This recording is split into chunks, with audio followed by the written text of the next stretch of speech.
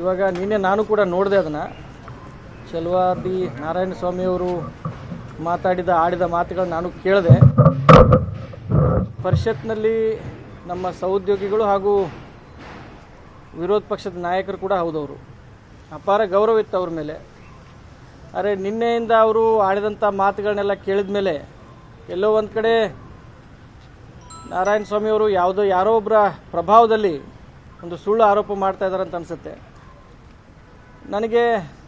BJP ಮೇಲೆ ತುಂಬ ಕೆಟ್ಟ ಅನಿಸ್ತದೆ.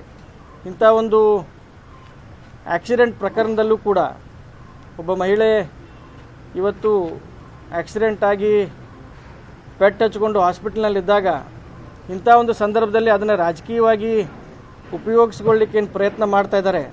ಇಂಥ ಒಂದು ಕೆಟ್ಟ ಪರಿಸ್ಥಿತಿಗೆ BJPಗೆ ಬಾರಬಾರ್ದಾಗಿತ್ತು. ಅವರು ತಮ್ಮ ಒಂದು ಆಂತರಿಕ ಏನು ಕಚ್ಚಾಟ ಇದೆ BJPದಲ್ಲಿ ಅದನ್ನು ಮುಚ್ಚಲಿಕ್ಕೆ ಮಾಧ್ಯಮದ ಮುಂದೆ ಯಾವುದಾದ್ರೂ ಒಂದು ಬೇರೆ ಚರ್ಚೆ ಆಗಲಿ ಅಂತ ಈ ರೀತಿ ಹೊಸದಾಗಿ ಏನೋ ಒಂದು ವಿಷಯಗಳನ್ನ ಹುಡುಕಿ ಮಾತಾಡ್ತಾ ಇದ್ದಾರೆ. ಅವರು ಆಡಿದಂಥ ಮಾತುಗಳೆಲ್ಲ ತುಂಬ ತಪ್ಪಿದೆ ಹಾಗೂ ಜನರಿಗೆ ಒಂದು ದಿಕ್ಕು ತಪ್ಪಿಸ್ಲಿಕ್ಕೆ ಅವ್ರು ಪ್ರಯತ್ನ ಮಾಡ್ತಾ ಇದ್ದಾರೆ. ಮೊದಲನೇದಾಗಿ ಅವ್ರು ಹೇಳಿದ್ರು ಖಾಸಗಿ ವಾಹನ ಅಂತ, ತಪ್ಪು ಮಾಹಿತಿ. ಮಾನ್ಯ ಸಚಿವರು ಹಾಗೂ ನಾವು ಪ್ರಯಾಣ ಬೆಳೆಸಿದಂಥ ವಾಹನ ಸರ್ಕಾರಿ ವಾಹನ. ಸರ್ಕಾರಿ ವಾಹನದ ಚಾಲಕ ಮತ್ತು ಸರ್ಕಾರದಿಂದ ಅವರಿಗೆ ಕೊಟ್ಟಂಥ ಗನ್ಮ್ಯಾನ್ 3 ಜನ ಇದ್ದರು. ಸರ್ಕಾರಿ ವಾಹನ, ಸರ್ಕಾರಿ ಚಾಲಕ ಮತ್ತು ಸರ್ಕಾರದಿಂದ ಕೊಟ್ಟಂಥ ಗನ್ಮ್ಯಾನ್ ಮತ್ತು ನಾನಿದ್ದೆ. 4 ಜನ ನಾವು ಟ್ರಾವೆಲ್ ಮಾಡಿದಂಥ ವೆಹಿಕಲ್ಲು.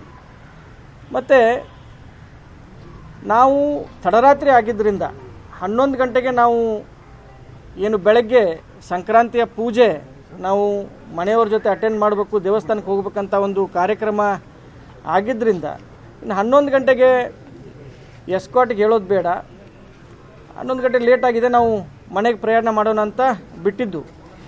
ಅದನ್ನು ಈ ರೀತಿ ಬೇರೆ ಬೇರೆ ರೀತಿಯಿಂದ ಅವರು ಏನು ಹೇಳ್ತಾ ಇದ್ದಾರೆ ಸತ್ಯಕ್ಕೆ ದೂರವಾದದ್ದು. ಇಂಥ ಒಂದು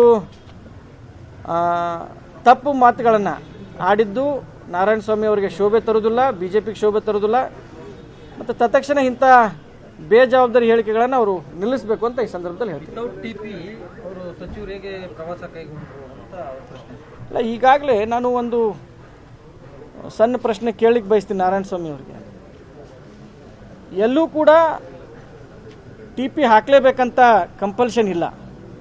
ಸರ್ಕಾರಿ ಕಾರ್ಯಕ್ರಮಗಳಿಗೆ ಹೌದು, ಸರ್ಕಾರಿ ಕಾರ್ಯಕ್ರಮಗಳಿಗೆ ನಾವು ಕಂಪಲ್ಸರಿಯಾಗಿ TP ಹಾಕಬೇಕಾಗತ್ತೆ. ಯಾಕಂದರೆ ಎಲ್ಲರಿಗೂ ಅದರ ಮಾಹಿತಿ ಬೇಕು. ಕೆಲವೊಂದು ವೈಯಕ್ತಿಕ ಕಾರ್ಯಕ್ರಮಗಳಿಗೆ ನಾವು TP ಹಾಕಬೇಕಂತೂ ಈ ರೀತಿ ಆಕ್ಸಿಡೆಂಟ್ ಆಗಿದೆ, ಈ ರೀತಿ ಸ್ಥಳ ಇದೆ, ಈ ರೀತಿ ಪೆಟ್ಟಾಗಿದೆ, ಅವ್ರನ್ನ ನಾನು ಪ್ರೈವೇಟ್ ವೆಹಿಕಲ್ನಲ್ಲಿ ಹಾಸ್ಪಿಟಲ್ಗೆ ಶಿಫ್ಟ್ ಮಾಡ್ತಾ ಇದ್ದೀನಿ, ನೀವು ಸ್ಥಳಕ್ಕೆ ಹೋಗ್ಬಿಟ್ಟು ಎಲ್ಲ ಇನ್ಸ್ಪೆಕ್ಷನ್ ಮಾಡ್ಕೊಳ್ಳಿ ಅಂತ ಫೋನ್ ಮಾಡಿದ್ದೆ ನಾನು.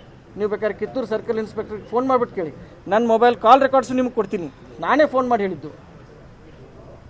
ನಾವೇನಕ್ಕೆ ನಾನೇ ಫೋನ್ ಮಾಡಿಬಿಟ್ಟು ನಾವು ಹೇಗೆ ಮರೆ ಮಾಚಲಿಕ್ಕೆ ಬರುತ್ತೆ?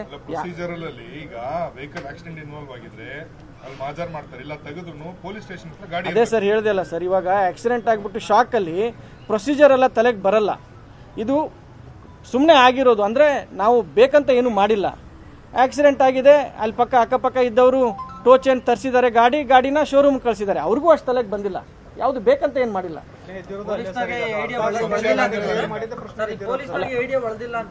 ಇಲ್ಲ, ಪೊಲೀಸರದವ್ರದ್ದೇನು ತಪ್ಪಿಲ್ಲ ಇದರಲ್ಲಿ. ಅವರು ಬರೋಕ್ಕಿಂತ ಮುಂಚೆನೇ ಅಲ್ಲಿ ಅಕ್ಕಪಕ್ಕ ಇದ್ದವರು ಏನೋ ಒಂದು ತಲೆ ಉಪಯೋಗಿಸ್ಕೊಂಡ್ಬಿಟ್ಟು ಟೋ ಚೇನ್ ಮಾಡಿಬಿಟ್ಟು ಕಳಿಸಿದ್ದಾರೆ. ಇದರಲ್ಲಿ ಯಾವುದೇ ಪೂರ್ವ ನಿಯೋಜಿತ ಕೃತ್ಯ ಅಂತೂ ಏನೂ ಇಲ್ಲ. ಮತ್ತು ವೆಹಿಕಲ್ನಲ್ಲಿ ಯಾವುದೇ ರೀತಿಯ ದುಡ್ಡು ಇರಲಿಲ್ಲ, ಯಾವುದೇ ರೀತಿಯ ಸಾಕಾಣಿಕೆ ಇರಲಿಲ್ಲ, ಅಂಥದ್ದು ನಮಗೆ ಪರಿಸ್ಥಿತಿನೂ ಬಂದಿಲ್ಲ.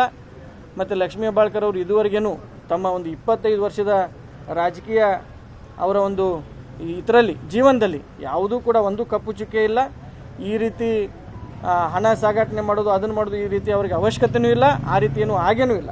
ಕನ್ನಡಿಗರ ಮೆಚ್ಚಿನ ನಿಮ್ಮ ನ್ಯೂಸ್ 18 ಕನ್ನಡ ಈಗ ವಾಟ್ಸ್ಆಪ್ನಲ್ಲಿಯೂ ಲಭ್ಯ.